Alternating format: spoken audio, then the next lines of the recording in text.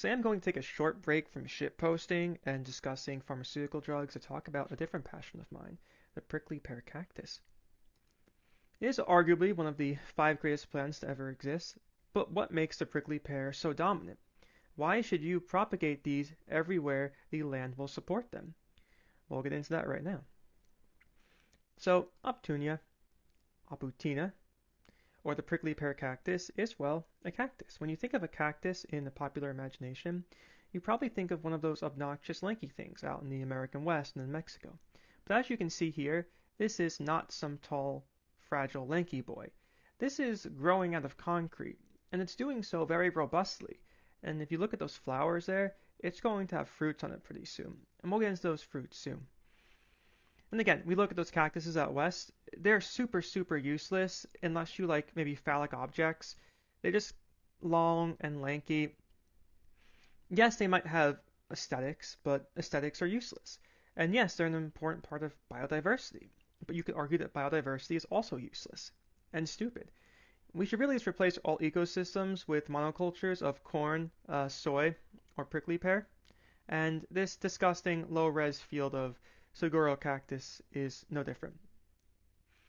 So, what's a prickly pear? Well, they're composed of small pads with additional pads branching off of them. As you can see in these pictures, a pad might have one or more pads, and it creates this very beautiful branching pattern. These almost have like the look of a thick bush, or in the case of the right, a tree. And we'll get into where both of these are later, because there's different species of prickly pear. These are both warmer, drier variants. But prickly pear cactus does not draw its power from just looking cool. Aesthetics are useless, as we mentioned. And indeed, plants that look beautiful are often stupid and useless. But not the prickly pear. Let's start with one of its most impressive features, its range. A typical cactus, like a Floridian, cannot survive freezing or close to freezing temperatures. The eastern prickly pear, however, is unbothered by the cold climate. It can survive temperatures as low as 12°C and can be found north as far as Massachusetts. That's right.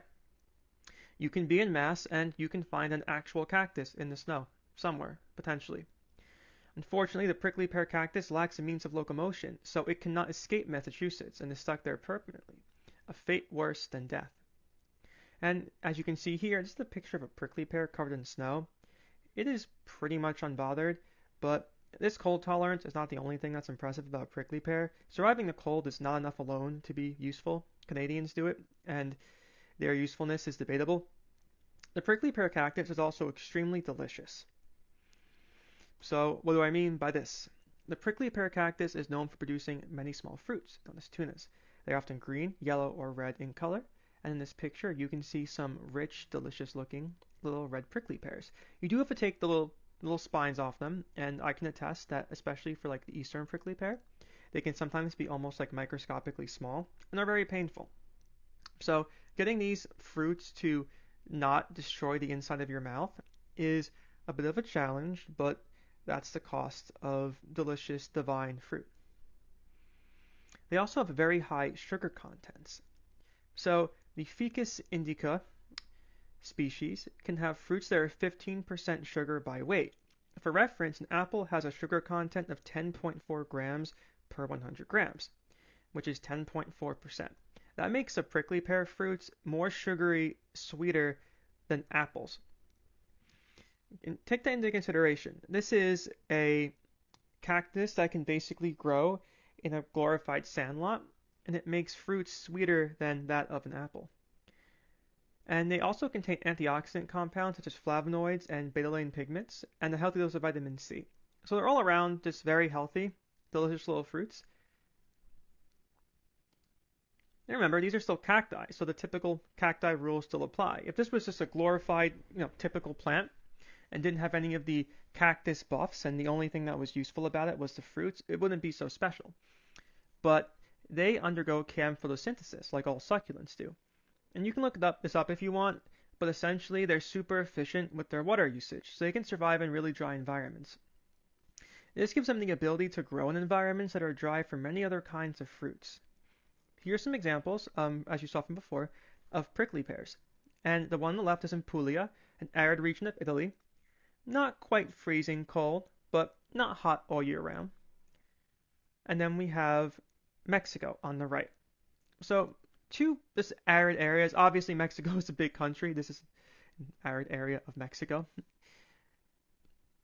And if you look up scientific papers regarding prickly pear cactus, you'll find that most of them are written by universities in Spain, Mexico, and Italy.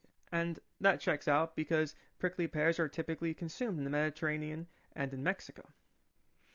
And going back to our picture of the fruits, look at the density that these fruits can reach. They're like small fruit trees, and they grow in otherwise suboptimal land. And it's not just the fruits that are edible. You can actually eat the cactus itself. It's truly incredible. You need to get the pads when they're young, though, and that's when they're most tender and not too tough to chew through. So, just like a Minecraft YouTuber, you. I can't make that joke. Anyway, there's a lot of ways to prepare this food. And the image here is from the University of Reno. They have an interesting page on eating and preparing prickly pear. I put a link in the description to a short little video that has an excellent little demonstration on how to cook these pads. And typically eating the pads themselves is most common in Mexican cuisine.